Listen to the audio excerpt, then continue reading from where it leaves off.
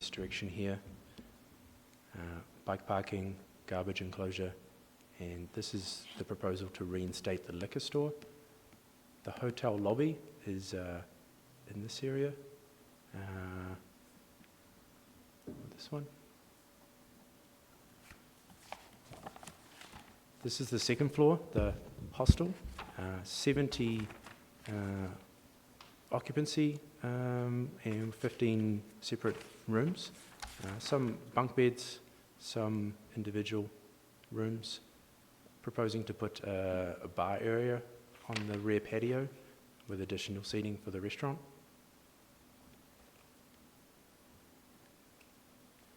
The liquor store specifically, just at the rear, there is a staff area in here, beer cooler area. This is the retail aspect of it. Entrance and exit through to the lane here. There is wheelchair access over in this direction. Just the garbage enclosure, some further details. It's going to be enclosed at the front and the rear with a roof, enough room to incorporate all the garbage required for the operation. The bicycle parking, as mentioned before, just behind the patio, primarily orientated for staff and guests of the hostel. There's also the existing, so that's 12 stalls, 6 U-shaped style, similar to the ones that are already on 7th Avenue. Those are intended to stay more for public.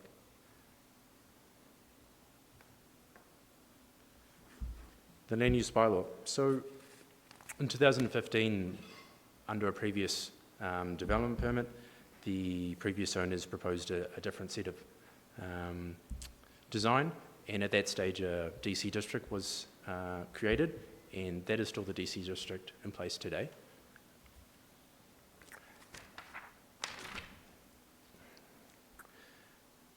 Principally, which is unique to this location, is that there's 2 areas. Area A, the existing hotel, and Area B, the beer cooler, stair addition, and then the patio area, and also that vacant area to the back with the garbage enclosure. So there's 2 different uses for each area. They're proposing uses that are already listed as either permitted or discretionary. So within the hotel, the eating establishment and drinking establishment on the main floor is permitted. The drinking establishment above the main floor, which is on that rear patio, they're proposing the bar would be discretionary. The change of use to a hostel is discretionary, and the liquor store at the rear of the eating establishment is also discretionary. And then for the patio, the eating establishment is permitted, with the drinking establishment being discretionary. Just a brief assessment. So for Area A, the historic Canmore Hotel, looking to renovate the exterior and proposing eating, drinking establishments, the hostel and liquor store. The changes are consistent with the district. The parking is unchanged, and proposed uses are also consistent. For Area B, the remainder of the site, including the beer cooler addition, the shade structure, the garbage enclosure, bicycle parking, and the eating and drinking establishment. In my assessment, it's considered attractive from both Main Street and the rear lane. The garbage enclosure is complementary in design to the Canmore Hotel. The stained wood shade structure is in line with the Section 9, the Community Architectural and Urban Design Standards. The bicycle parking is consistent, and the proposed uses are consistent. A notice of application was displayed as mentioned, and just had a few comments. People thought it was great to see the hotel redeveloped and renovated, and the hostel would be a good addition to downtown vibrancy.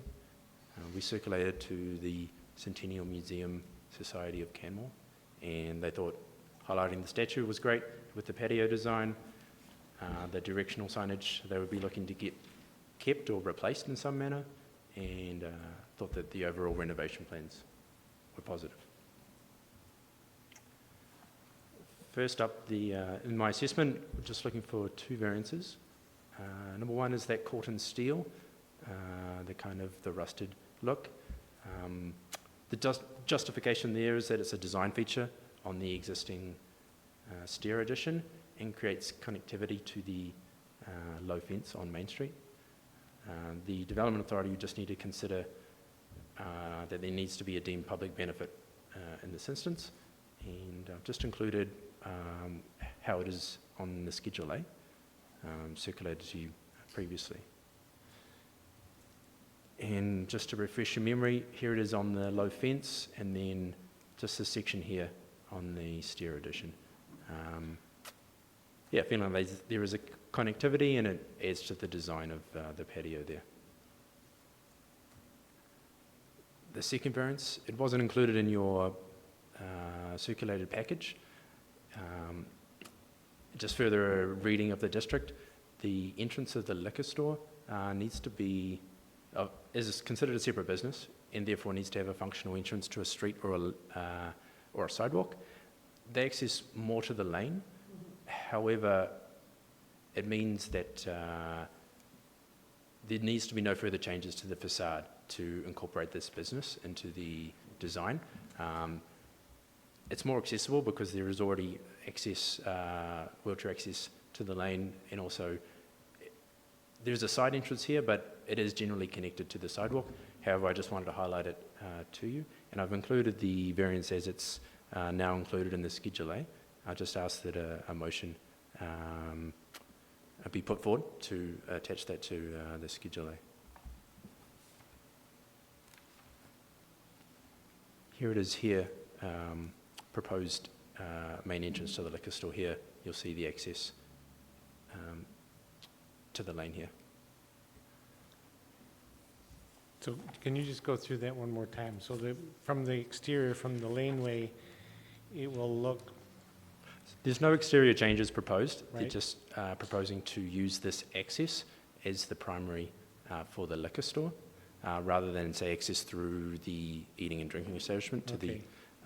so as a separate business, the DC district talks that it needs to have a functional entrance to a street or a sidewalk, and in a strict interpretation of that wording, to the lane is not a sidewalk. Let's see. And so therefore the variances are requested. However, it doesn't change the facade, and that's the benefit of keeping it as it is. Right. So historically, when that was used as a liquor store, that was the entrance. For sure. So they're proposing it to be reinstated, and as it's included in the application, we need to make sure it crosses off all the sections in the district. But that is a variance, is what you're noting. Correct, a technical variance, but it incorporates more of the design elements as the building stands. Did you have a question? Councillor Comfort? Oh, it did. Thank Okay. you. Just to give you some background on the previous approvals, the beer cooler was enclosed in 1991 via a building permit, the rear patio in 1995, the liquor store via SDAB in 1996, expanded in 1997, and a patio was installed under the rear patio in 2006. Really? The smoking area, you mean? Yeah, not technically meant to be a smoking area. No, I know that. Yeah, but it was 1995. installed with a permit in 2006. So the raised patio at the back, that was put on in 95? It's from what I can see. Wow. Oh, I thought it was, oh, I see, sorry. Gosh, I would have thought it was what? There was a couple of proposals back in 95, and Okay. Thought it was more recent than that. Go on. it may have been built after, but they may have got approval I see. then. Yeah. Sure. So as we know, this is designated as a municipal historic resource, and in that bylaw, 2015-15, it allocates that that the district, anything significant those portions of the development in this district identified as significant under the Municipal Historic Resource Designation Bylaw shall be protected in accordance with the Historic Resource Bylaw. All development applications that impact these historic portions of the development shall require prior consent of the authority designated by the Town of Canmore in accordance with the Municipal Historic Bylaw. So the first section is out of the district, referencing the Municipal Historic Resource, and then I've just included the section to the bottom there. So the Town of Canmore shall review written applications to disturb, alter, restore, repair Canmore Hotel through the application of the standard guidelines for the conservation of historic places in Canada. So it's quite an extensive document, that one, and if we just follow up here. So this is what the historic bylaw is trying to project. The photos circa 1900s. You'll note the proposal is similar in nature. The vestibules that I've mentioned before weren't there in 1900s, and now it's going to go back to more in line with that. The wood trim above the veranda there to be reinstated more in line with what it used to be, and the colours and trim generally in line with the district and the municipal historic resource there. Is the old timers bench gonna still be there? That would be a good question for the applicants there. I need a place to sit when I get old, you know? Wasn't that known as Death Row? Not by me, it isn't. So within the designation, there are 6 character-defining elements that were sought to be protected: the building massing and roofline, the facade, the veranda, all exterior materials, the circular well in the basement, and documentation of the restoration, renovation of the building.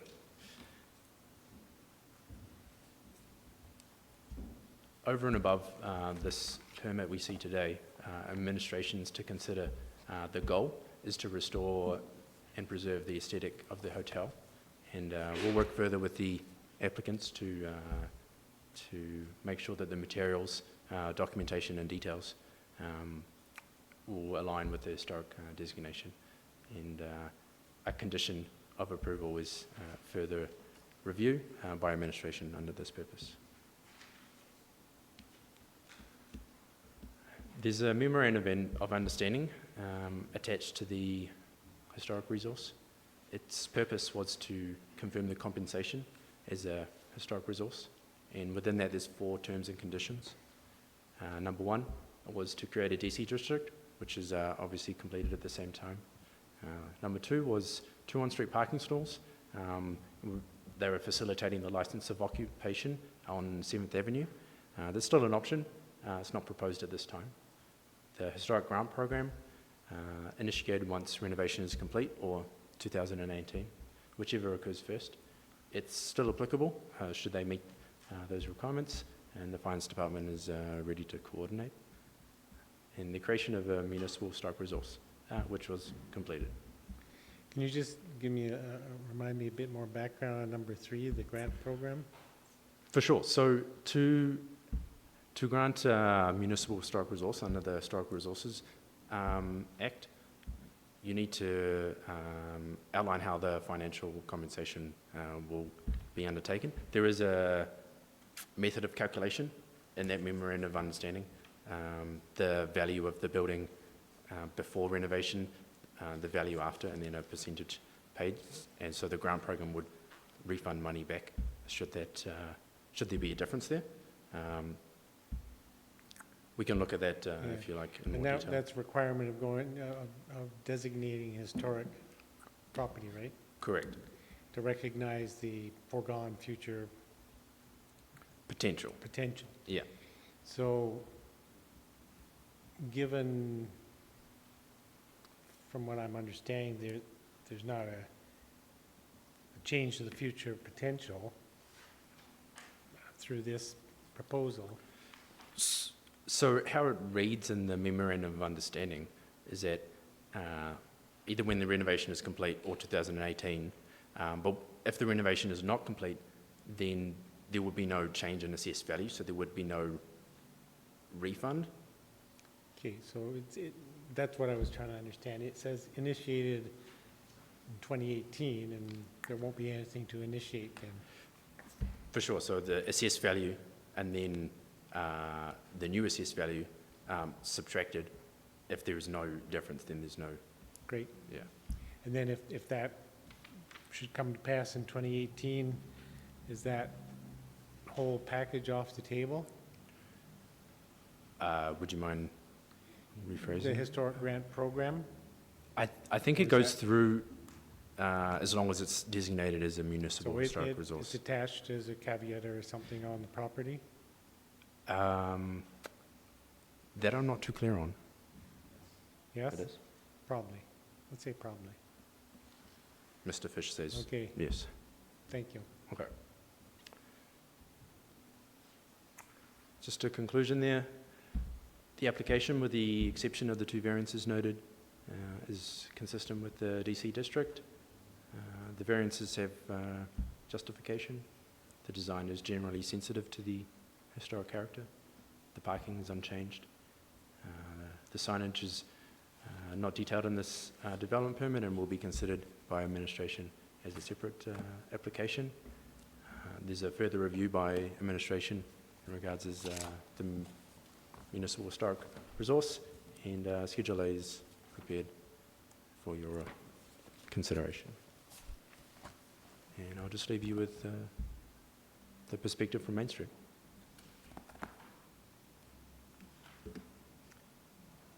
And therein ends your report. And there concludes my presentation. Thank you very much. No worries. I have a number of questions. Councillor Russell, you can start off. Thank you, Mr. Williams. I understand from your report, it's quite clear that you're talking the outdoor patio conforms with the district as exists, but given the proximity to the residences beside that, and in the report that you presented, we're talking serving till the wee hours of the morning. What have we done to address that potential conflict? We looked at other patios downtown to see previous approvals and previous conditions regarding that. So the patio at the rear did have specific conditions on opening hours, but subsequent to that, so subsequent to 1995 approval, patios like the Grizzly Paw and the Wood do not have any specific restrictions around time. But I did include a condition in the Schedule A around noise, so it would be up to bylaw to enforce that. I'm thinking that before we even get to bylaw starting this, given the proximity to the, none of the other patios have got residences right up against the wall.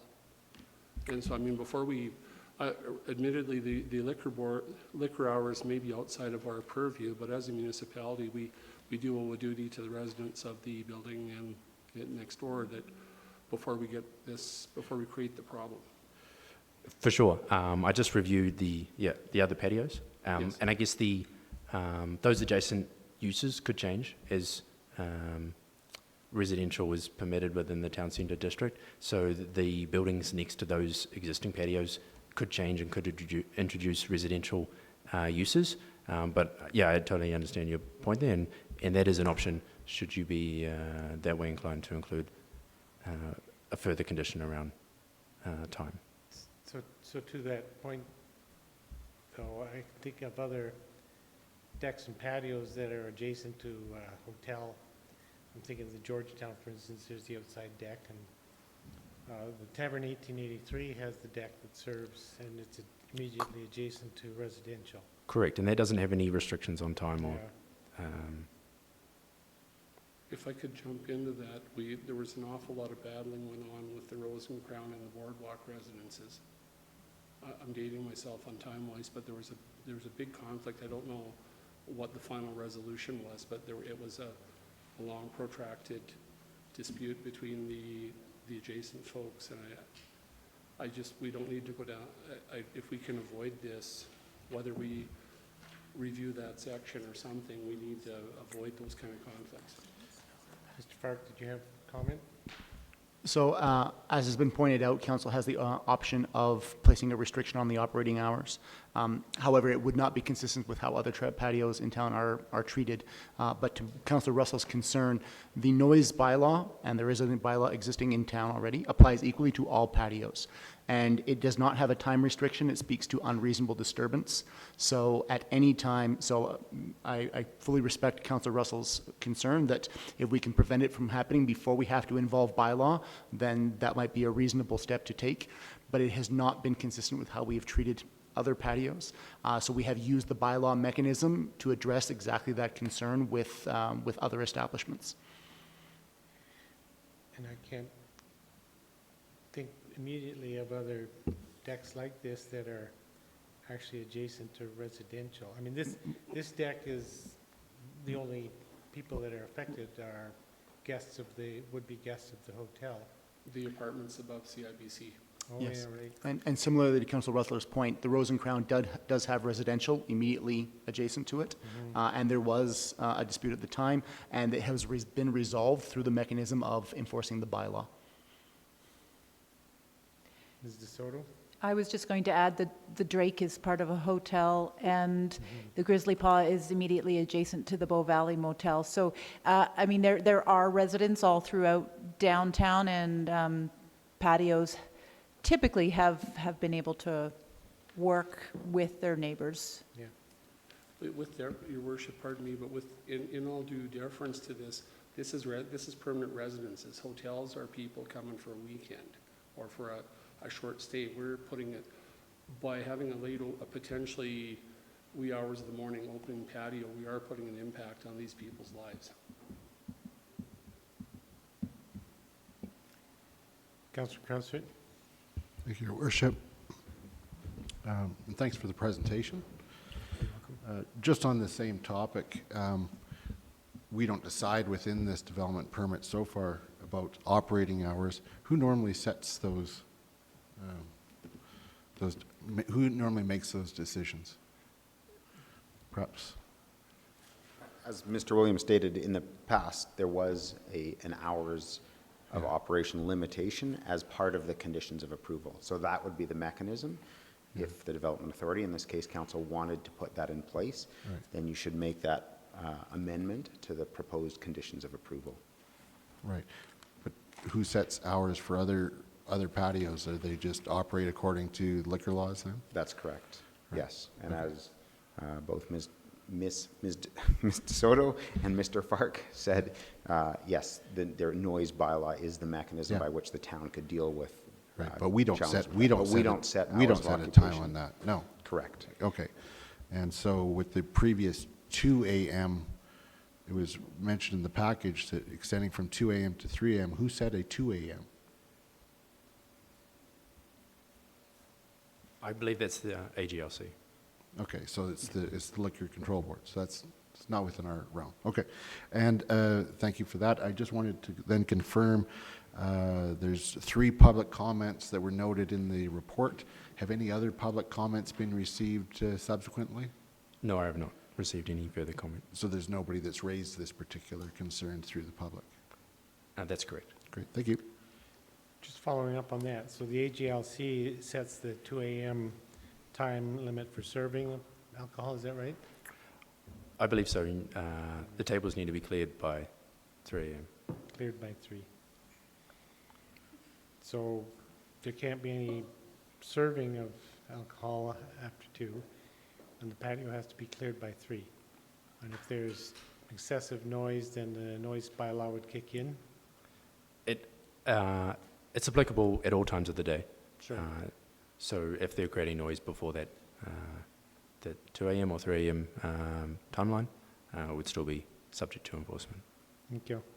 Councillor McCallum? Thank you, Your Worship.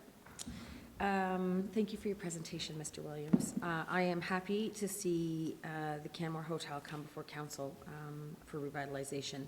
I was looking at the plans for the second floor where the hostel is going to be located. And I was wondering if you could tell me, and maybe I'm just not seeing it, is there any kitchen use or anything like that in the hostel, or is it sleeping only? There is a kitchen area in Where did I this miss it? central section. Oh, okay, thank you. Yeah, I apologize, I didn't point that out No, earlier. that's fine, I missed it. I've been looking at lots of plans these days, so I missed it. Yeah, so small kitchen here, common area, and then seating and TV kind of relax area in the middle. Gotcha. And so the void sort of in the middle, what is that? It's a section of the hotel as it stands. It's I did have it before. It's kind of like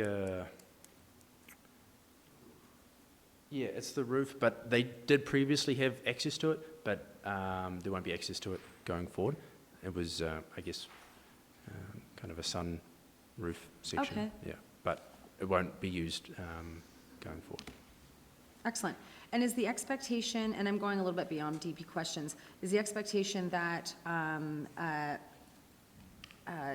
guests that are staying at the hostel would have the ability to take their eatings outside to the patio, or is that strictly for bar service only or restaurant service?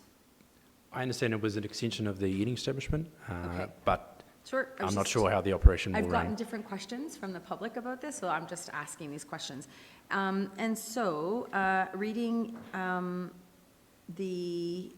kitchen, patio.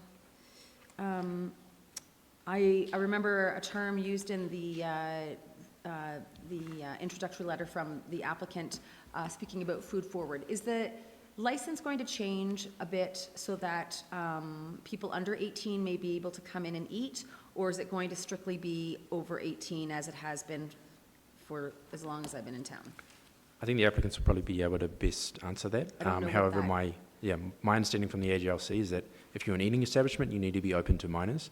If you're a drinking establishment, then you can exclude them. So at this point in time, they're proposed to be both, Okay. but the applicant can hopefully clarify that. Okay, and I'm sad to see there's no stage. Did you want to ask that question No. of the applicant? Yeah, so is that happening after? No, but if you want, I can invite the Absolutely. applicant up. Do you want to wait for us to consolidate our questions for the applicant? No, you got a Okay. question for the applicant, let's bring it up. There's Who's lots of. speaking for the Who's applicant? Who's Okay. best to speak to the Anyone. board? Whose name's on the application? That's the best Doesn't probably matter. person to ask. Hi. Hi. How are you? I'm doing excellent. Welcome to Happy Canmore to be here. Council. Yes. Thank you. So I was just curious, historically, the Canmore Hotel has been exclusive to children, much to my children's chagrin. And so I was wondering if you're looking at, because I noticed that you're focusing a bit more on food than drink, and with the patio and everything else and lots of seating, is that something that you're going to be switching in the license, out of curiosity? Yes, we are looking to have the license be welcome to minors until perhaps a certain 8 hour. o'clock or whatever, and then out they go? And yeah, after that. Okay, for it to perfect, that's change. great.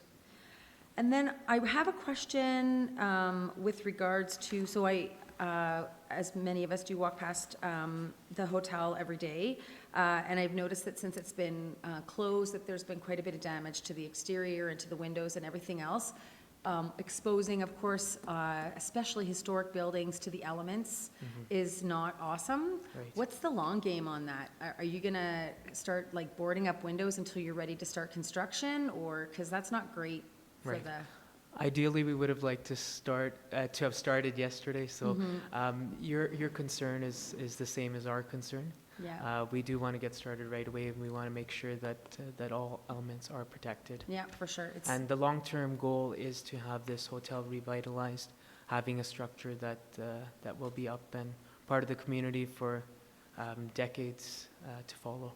excellent, okay.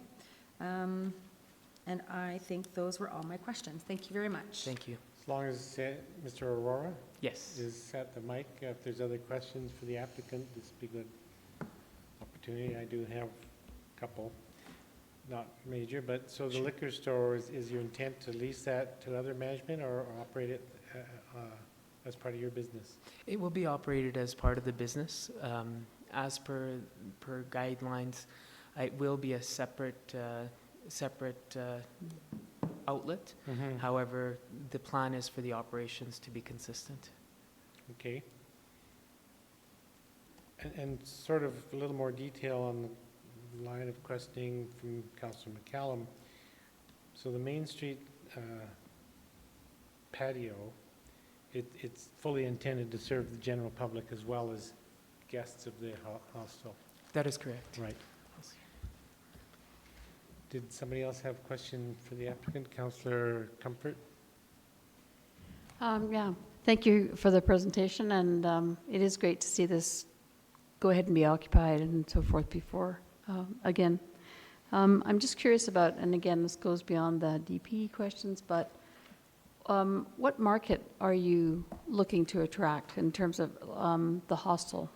Would it be travelers, like a youth hostel, or more like an international hospital where you have families? What did you have in mind? We're open to all sorts of different demographics. We want to make sure that it's a very clean establishment, that it's consistent with the rest of the hotel. We know that there's been a lot of memories that have been created in the hotel by members of the community. We want that to be family friendly. For the hostel, it will appeal to a more affordable demographic that's coming to travel, perhaps to see the slopes or the hiking trails. However, we don't aim for it to be restrictive at all. Okay, thank you. I noticed in the floor plan, there's a couple of units that are clearly meant for smaller groups. They're a single, double bed or something rather than bunks. Correct. Councillor Stanford, do you have a question for Mr. Aurora? Thank you, Worship. I did have a question for you regarding the patio. It's a fairly sizable square footage. What do you propose to do with the patio in the off-season? Well, we're hoping to have the patio run as long as possible by having those heaters installed and having some sort of, perhaps looking at some sort of enclosure in the future. So we are looking to have it run as long as possible for as much of the seasons as possible. We understand that there is going to be some restrictions naturally due to weather, but putting heat there, similar to the Grizzly Paw patio, is part of the plan. And that patio needs to be accessed from the inside of the building, is that correct? Correct. Because of the... Correct. So currently, I believe there's 2 access points from the interior. So. Okay. And is there a consideration of having live bands in the hotel like we've had in the past? Is there an entertainment component to this as well? We are still speaking to the operators and our operating partners who are local here. There is some consideration to having that live music component, of course, to certain hours. Okay, thank you. Thank you. I had a question I was intending to ask Mr. Williams, but you might be able to answer it just as easily. So historically, every spring when high water is upon us, the hotel runs big hose out the side door and is pumping water into the laneway from the basement that's flooding. So what's your plan to deal with the flood Sure. water? Sure. If it's okay, I'll defer to Richard to speak on my behalf on that one. Mm-hmm. Thanks. Your Worship, Town Council, my name is Richard. I'm the architect for the project. So the plan is to move all of the mechanical and electrical on the main floor. We will have, because the main floor is retail and restaurant use, we're going to zone the mechanical for that use and electrical for the main floor. And we're also going to zone mechanical and electrical for the second floor. So everybody will have their own thing. Part of the conditions of the permit, as I understand it, is we need to resolve, even though we've made sure that there's nothing that goes wrong mechanically and electrically by moving everything upstairs, we still need to resolve how to deal with flooding and water. So this is a condition. We've hired a civil engineer, and we're going to be working with them in engineering in the town of Canmore to resolve how to address that issue, but we're not there yet. Okay. at least it's on your radar, because there is a significant volume of water that comes out of the underground of the hotel, and it creates a big lake in the laneway, which is often big skating pond. So as long as I'm assured that that's going to be dealt with, I'm okay with that.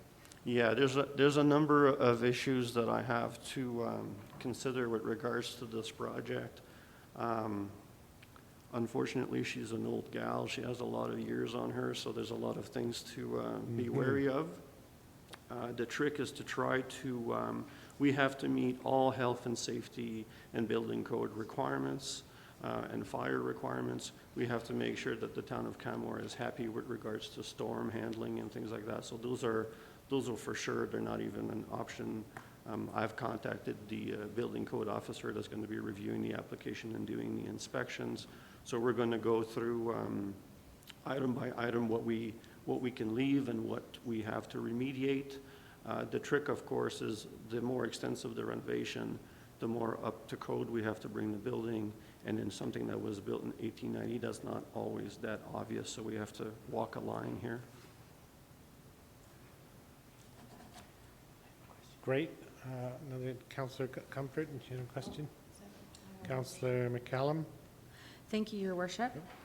So I noticed in your application you speak to the exterior and you speak to painting it. There's quite a few boards that are broken or shredded, and those I'm going to guess are going to be replaced. You're going to be doing a combination of replacing and painting and using whatever existing is there? Yeah, so my customer, I've hired a professionally registered architect, so I can't screw around for that stuff. No, I have to make sure that everything is, that I'm happy with it, right? Perfect. So I feel that right now there was a mandate to look at whether or not existing siding could be reinstated on the hotel. In my opinion, on old buildings like this opens a huge can of worms in terms of how to deal with the envelope. So I think it would be best to replace the boards that need replacing, and but just do a good job at prepping and resealing them and making sure that going around that everything is going to be tidy up. The windows need to be replaced for sure. There's no way around that. So I'll be given details for how to do that to the existing walls. And just an FYI, during Canada Day, sometimes the shingles off the canopy fall off in the wind, the wooden ones. So anyways, thank you very much. Thank you. Councillor Sanford. Thank you, Your Worship.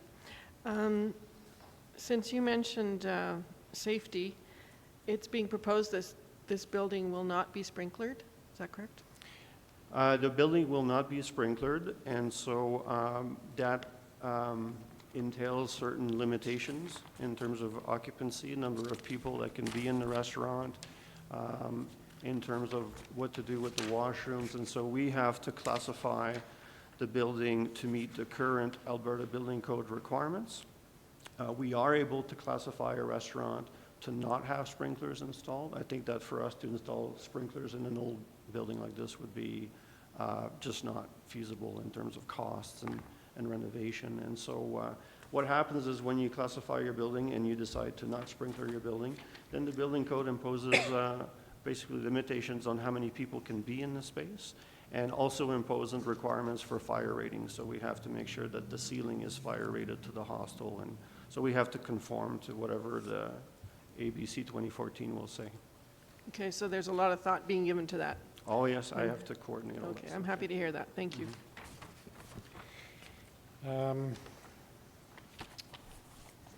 Thank you very much. I have one other question for Mr. Williams. Sure.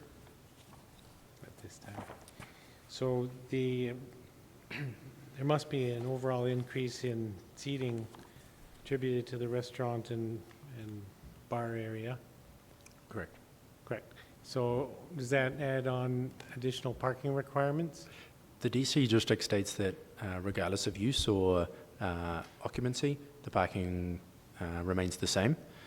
So the parking as it stands, as long as it's maintained, there's no change.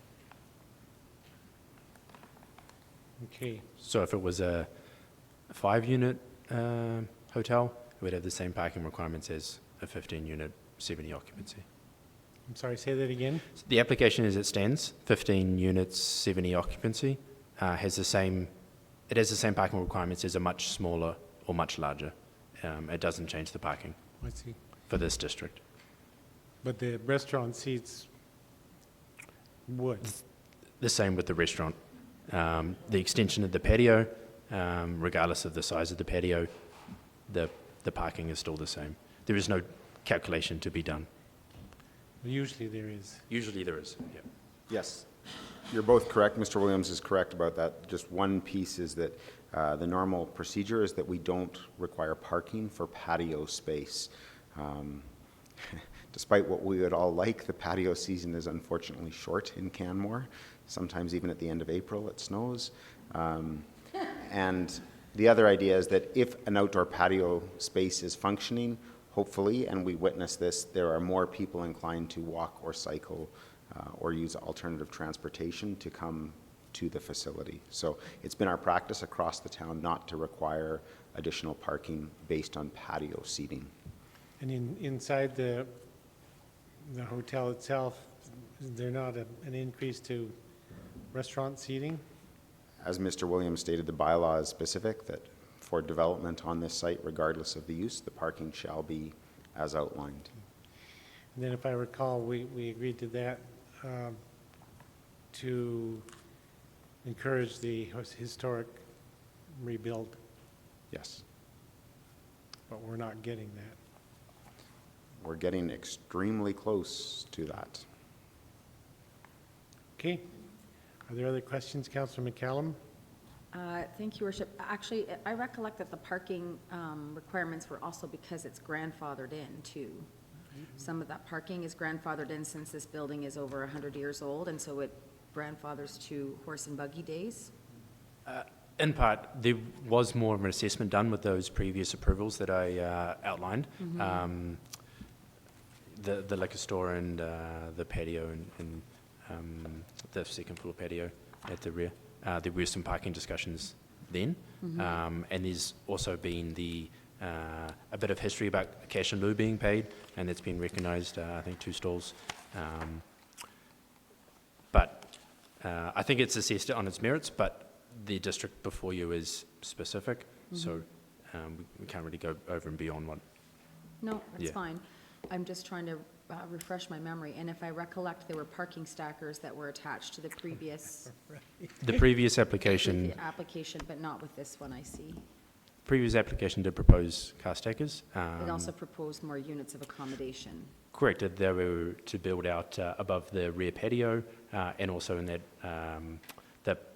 the area B where the Main Street patio was being proposed to create a lot more floor space. And so there was some concessions done in that creation of the DC district. Perfect. Thank you, Mr. Yeah. Williams. I'd forgotten about that stacked car thing. I was looking forward to seeing what that looked like. Okay. Are there any other questions regarding the report, presentation? Seeing none, just for process, then you indicated you had 2 additional motions that you were going to require? There was one additional motion, One? just the second variance for the entrance to be to the lane rather than to a street or sidewalk. Okay. And do you have that written somewhere, or I've included in the updated Schedule A. Schedule A? I believe the motion could just be to approve with the Schedule A as amended. Right, because it has, Yes. right, so Schedule A is not amended, it's just there. Correct, in the package, it doesn't include that second variance, but in between circulating to yourself and now, just wanted to highlight that that's considered a technical variance. So I've updated it in the council folder, and I've got an application. I've got a copy here. Right, so you don't require other motions other than the main motion, correct? Correct, thanks. Councillor Krausert? Yeah, so in the package I have, I don't have a second variance in there, so is that subsequent? That's No, no. correct, councillor. Yeah. Corsick. Beg pardon? That's correct. In the package that was circulated, it only had the one variance. Yeah. In between circulating and today. And then further review highlighted that location of the liquor store entrance. So to make sure it's complete, I've included that as a second variance, and we'll just ask that a motion that it be added to the Schedule A. So as If you'd like amended- to review it. So as amended is what we'll need. As amended, right. Yeah. Yeah. Okay, I can do that. So if any councillors considering additional changes to the Schedule A, that would be presented as a proposed amendment to the motion. Just keep that in mind. Are there any other questions, discussion, Councillor McCallum? Just a question, Worship. Are we able to go in camera if we want to, or no? No. Okay, I couldn't remember. I thought I'd read something about that. Thank you. Any other questions, other discussion? See none, thanks very much for your presentation. Well done. You're welcome, Your Worship. With that, I will move the council approve DP 2017-24, subject to the conditions of approval set out in Schedule A as amended. Is there discussion on the motion? Councillor Russell? Thank you, Your Worship. I'd like to propose an amendment, and I would actually apologize to the planning staff because I've stolen word for word their amendment in their alternative analysis. I would like to approve the DP 2017-024, subject to a condition that limits the hours of the patio, the opening hours of the patio, and have administration provide a draft of this condition for our consideration. Thanks for the wording, guys.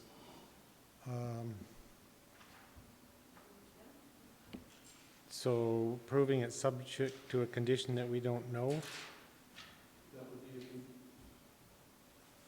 That would be a condition to be provided by administration. We have to have, we can't just throw this wide Is that, open. is that work? That's from the staff report, if you look Yeah, under. no, I understand. Yep. But I would have thought there'd be a specified hour in the condition.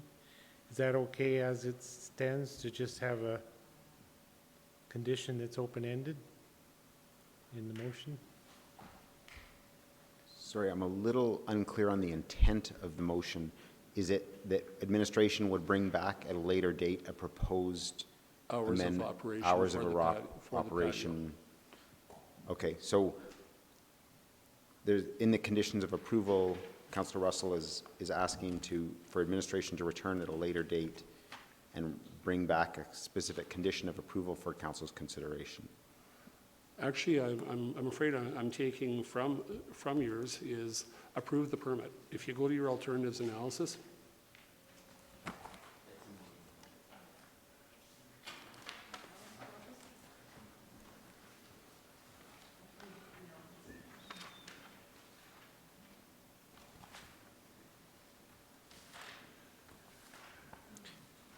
Sorry, yes, I mean, I personally, I think this is a terrific proposal. I don't have any issues, but I'm not satisfied with leaving the open-ended hours like that. I just see as turning it into a problem for our bylaw Yeah. people, for the neighbors, for everybody. Let's let these guys go ahead, but I think, listening to Mr. Aurora's presentation, they're aware that there will be some time restrictions, and let's have a proper report from you guys rather than me throwing something out off the top of my head, what I think is right. okay, Let's so see if we can- I think, yes, I'm sorry, I'm catching up. So there's two options here. One is that the Development Authority could table the decision pending a recommendation from administration and/or the owner regarding possible limitations on the outdoor operations, the patio deck. The other alternative would be to put a specific condition in right now and have the Development Authority make that determination. The second option is not issuing the decision the first option is not issuing a decision today. The second option would be a decision today, but wouldn't enable us to assist very much in crafting that amendment or So that we proposed can't, condition. we can't approve with a condition that's not clear? The condition has to be clear or not make a decision? Okay, I understand what you're explaining then. That's unfortunate because the way the staff report read, it seemed to suggest that we could make that approval, but I do understand what you're suggesting. So in that case, I would, So the staff report just highlighted in a broad scope what could be done, but upon further review to the other patios downtown, they don't have any time restriction, and so we didn't feel it was appropriate to then propose one in this case. To treat, Alright. yeah. yeah, then in that case, it's fairly simple. I'll withdraw my amendment, but I can't, I can't in clear conscience vote for something with a wide open patio for that. I'll withdraw my amendment, Your Worship. Okay, so then on the table is the motion that council approve DP 2017-24, subject to the conditions of approval as set out in Schedule A as amended. No. Is there discussion on that motion? I'll speak briefly to it. I'm happy to support the motion. We've been concerned in this community for a number of years as to what the ultimate fate may be of the Canmore Hotel. Many of us have many fond memories of growing up in that facility. And the last project proposal was quite interesting. I thought it had a lot of merit. That disappeared, and I think there's been concern in the community that the hotel would simply be demolished at some point. So I think the proposed use is creative and will help to bring vibrancy to the downtown. Hostel is a great idea for that property. I think the exterior patio deck will help to bring some additional vibrancy to Main Street. I appreciate the concern that Council Russell is expressing. I believe that we can manage noise issues through general practice. So I'll be happy to support this motion. Councillor McCallum. Thank you, Your Worship. Well, I'm one of those that have grown up in the hotel, that's for sure. So I'm happy to see this come forward. I have heard from various businesses that they too were afraid that it was going to fall into a state of disrepair and be demolished. It's an anchor establishment in downtown Canmore.